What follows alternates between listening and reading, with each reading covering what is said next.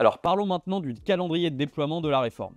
L'administration a récemment revu son planning initial pour donner plus de temps aux entreprises de se préparer, mais en fait c'est quand même demain. La réforme se déploie en 3 grandes étapes clés. Voici comment ça va se passer.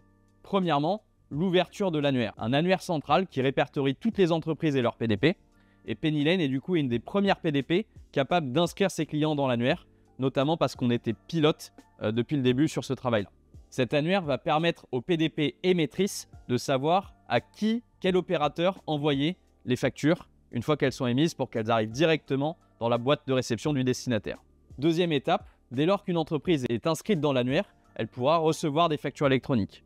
Aujourd'hui, chez Penny Lane, à peu près 5% des factures électroniques qui transitent sont déjà au format FactureX et donc éligibles.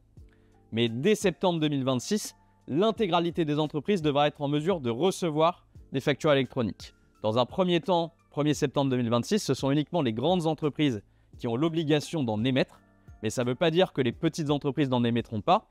Typiquement, chaque entreprise qui utilise Penny Lane, par défaut, quand elle émet une facture, elle est automatiquement cette facture au format facture électronique FactureX. 2027, plus précisément septembre 2027, l'intégralité des entreprises devra être en obligation d'émettre des factures au format facture électronique. Et donc, a priori, l'intégralité des entreprises, de la facturation entre entreprises franco-françaises se fera au format facture électronique via CPDP.